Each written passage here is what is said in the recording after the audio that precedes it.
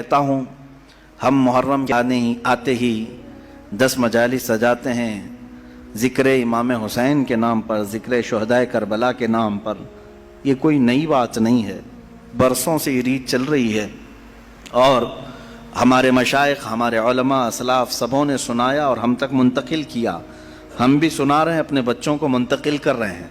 कल ये हमारे बच्चे इस मिंबर पर बैठेंगे और यही तज़किरे सुनाएंगे। लेकिन एक बात मैं आपसे कहता हूँ, लोग हमसे ये कहते हैं कि हर साल ये वाक़यात, हर साल ये करबला के तज़किरे क्यों सुनाए जाते हैं। हो गया था करबला एक बार, बार बार इसको क्यों सुनाया जाता है। मेरे अजीज़ों, चलो अगर मैं बार बार सुनाता हूँ तो सुनने वाले बार बार क्यों सुनते हैं, सुनने वाले क्यों सुनते हैं। बोलने वाला अगर बार बार सुनाता है तो सुनने वाले छोड़ते भी तो नहीं हैं। बात पता ये चलती है कि ना बोलने में ये पुराना लगता है, ना सुनने में पुराना लगता है। हुसैन आज़म के ज़िक्र में जिद्दत है, लज्जत है और एक नयापन है। और इन्हीं मजालिस के सदक़े हम बहुत सारे तज़किरे भी कर ले जाते हैं। अज़ीज़ान गिरामी, ये तमाम हमारी महफ़िल का सबसे पहले मैं शुक्र बजा लाता हूँ रब्बे ज़ुल जलाल की बारगाह में। उस कायनात के खालिक ने, हम सब के पालनहार हकीकी ने हमें इस दुनिया में वजूद बख्शा और फिर हुक्म ये दिया कि तुम ज़मीन पे चलने वाली चीज़ों को गौर से देखो। कुल इंजुरू माज़ा फ़िस समावाति वल अर्ज़, तुम आसमानों में गौर से देखो क्या क्या चीज़ें हैं। ये क्यों देखने का हुक्म बार बार रब ताला हमें फरमाता है, इसलिए कि तुम मुझ तक पहुँच सको, रब ताला की मारिफत तुम्हें हासिल हो जाए। इंसान का इस दुनिया में आने का एक मकसद यही है कि वो अपने खालिक को पहचाने, अपने मालिक को पहचाने, अपने रब को, अपने पालने वाले को पहचाने। और दुनिया यहाँ हर एक को पहचानती रह गई और रब्बे ज़ुल जलाल जिसको पहचानने के लिए भेजा गया था उसकी तरफ तगोदो भी नहीं किया, मेहनत भी नहीं किया और पूछा भी नहीं। मेरे अजीज़ों, लाखों रास्ते हैं उस मौला को पहचानने के, उसके बावजूद आज लाखों इंसान गुमराह हैं, मुशरिक हैं, काफिर हैं। कुछ तो खुदाए ज़ुल जलाल का इनकार करने वाले और कुछ गफलत में मौजूद हैं। लेकिन वो खुश नसीब इंसान है जिसे अल्लाह की मारिफत हासिल हो गई। रब ताला ने अपनी तरफ उसे रास्ता दे दिया और वो अपने मालिक को पहचाना और अपने सर को महफूज रखा सिर्फ उसी बारगाह में झुकाने के लिए। वो दुनिया का अजीम इंसान है, वो दुनिया का खुश नसीब इंसान है। बाकी सब जो भोले भटके हैं, रास्ता भटके हुए हैं, उनके लिए हमें कहा गया कि तुम उन्हें सीधे रास्ते की तरफ बुलाओ। आज से हमारी ये मजालिस इसी ज़िम्न में भी होंगी कि हम उन भोले भटकों को दावत देने के लिए बैठे हैं जो अपने रब को पहचानने से और रब के ताला के अहकाम से बगावत कर के फिर रहे हैं।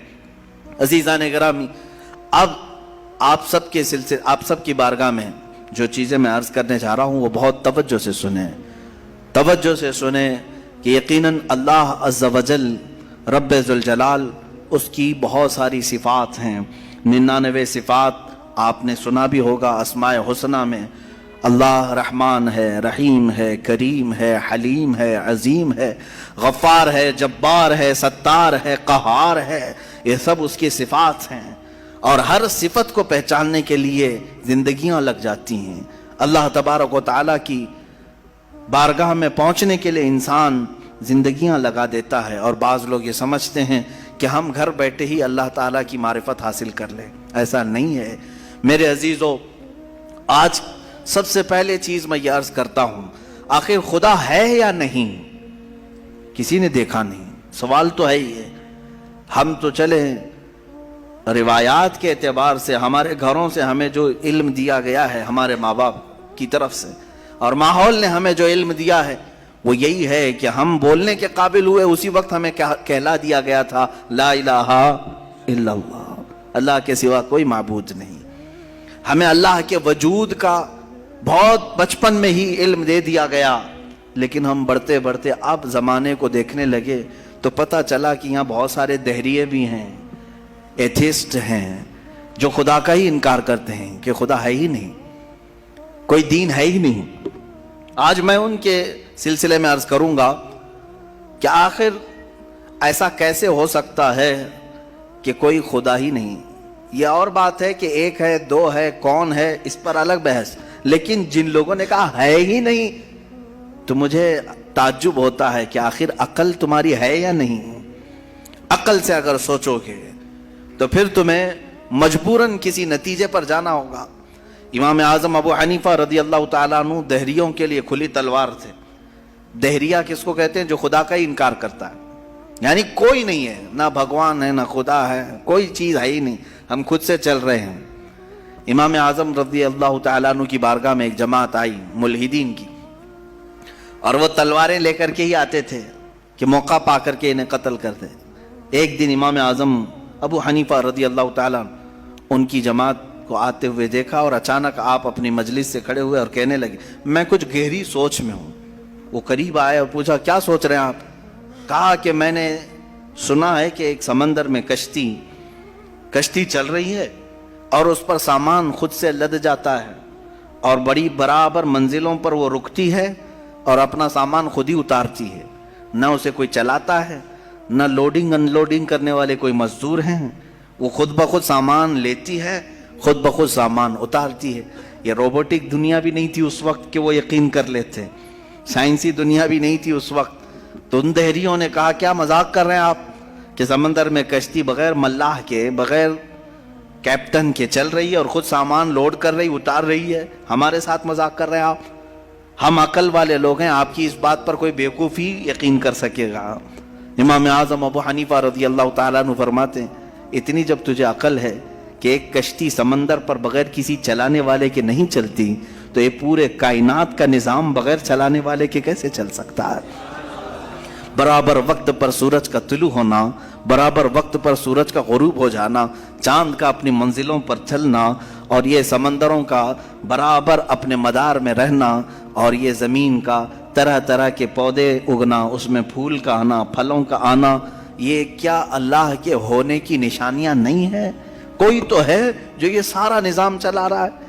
ہاں تم یہ کہہ سکتے ہو کہ مشینیں ہم چلا رہے ہیں، پنکھے ہم چلا رہے ہیں، لائٹ ہم چلا رہے ہیں، چلاؤ دنیا کی ساری مشینیں چلاؤ. لیکن میں اگر ایک فیلڈ میں آؤں، ان دہریوں سے پوچھتا ہوں. امام شافعی رحمۃ اللہ علیہ نے کیا جواب دیا؟ میں چاروں اماموں کی بات بتا دیتا ہوں.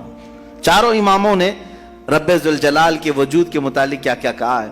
امام مالک نے تو یوں فرمایا، آپ سے پوچھا گیا کہ خدا ہے، انہوں نے کہا ہاں. کیا دلیل کیا ہے؟ کہتے ہیں کہ زبانوں کا مختلف ہونا، انسانوں کی زبانوں کا الگ الگ ہونا اور الگ الگ نسلوں کا ہونا، یہ اللہ کے وجود کی دلیل ہے. امام شافعی سے پوچھا گیا آپ کوئی دلیل دیں گے کہ کوئی ہے؟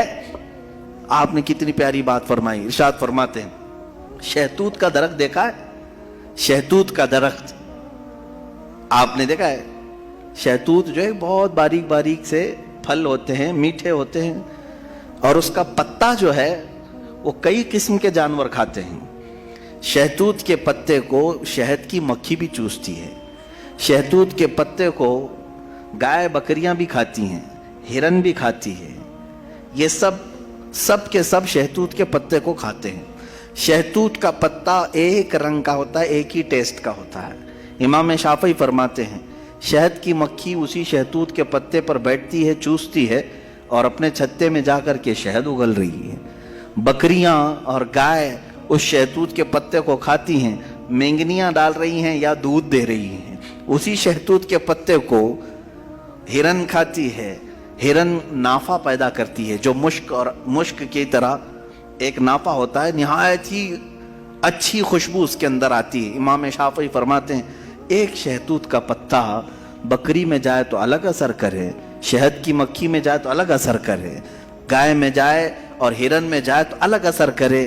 آخر ایک شہتوت کے پتے سے نافع، دودھ اور شہد بناتا کون ہے؟ بناتا کون ہے؟ اسی میں امام شافعی فرماتے ہیں ہم روٹی کا ایک ٹکڑا کھاتے ہیں، روٹی کا ایک ٹکڑا کھاتے ہیں، اندر جسم میں یہ روٹی جانے کے بعد آپ سب کو معلوم ہے اس میں سے کچھ حصہ گوشت بنتا ہے، کچھ حصہ خون بنتا ہے، کچھ حصہ پیپ بنتا ہے، کچھ حصہ منی بنتا ہے، باقی کا بچا ہوا فضلہ پخانہ بن کر نکل جاتا ہے. ایک روٹی گیہوں کی کھاؤ، جو کی کھاؤ، جوار کی کھاؤ، روٹی ایک ہی طرح کی ہے. اور اس سے گوشت کون بناتا ہے، خون کون بناتا ہے، اور پیپ کون بناتا ہے, منی کون بناتا ہے, سب کی الگ الگ قسمیں ہیں.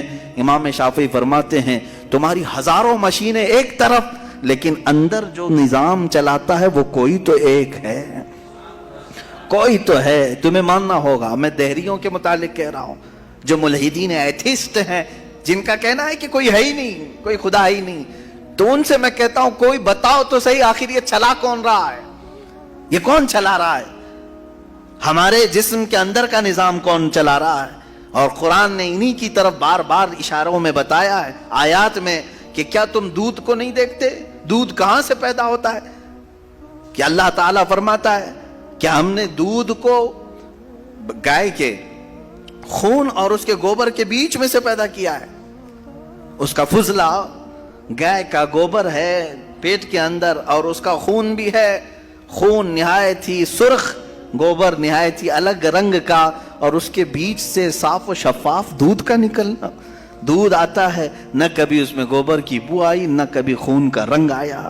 قرآن کہتا ہے آخر یہ کون ہے جو اس طرح صاف ستھری غذا نکالتا ہے تمہارے لیے. کیا شہد کی مکھی کو نہیں دیکھتے؟ قرآن کہتا ہے جب وہ ڈنک مارتی ہے تو اس کے زہر کا کوئی علاج نہیں ملتا. شہد کی مکھی اگر ڈنک مارے تو زہر چڑھ جاتا ہے اور کئی لوگوں کی موت بھی ہوتی ہے, لیکن وہی اپنے چھتے پہ بھی تھوکے تو وہ نہایت ہی میٹھی غذا ہے, نہایت ہی میٹھی غذا ہے. شہد کی مکھی اپنا رس چھتے پر ڈالے تو وہ دنیا کی سب سے اچھی غذا, وہی اگر کسی کو ڈنک مارے تو سب سے برا زہر ہے. اعلیٰ حضرت رضی اللہ تعالیٰ عنہ نے اپنے آپ کو یوں فرمایا ہے کہ میں وہ شہد کی مکھی ہوں جس کی مٹھاس کا بھی جواب نہیں, جس کے ڈنک کا بھی جواب نہیں. یہ تو ضمناً میں نے بات عرض کی. خدا قدیر و جبار کے وجود پر میرے عزیزو ایک دو نہیں لاکھوں مثالیں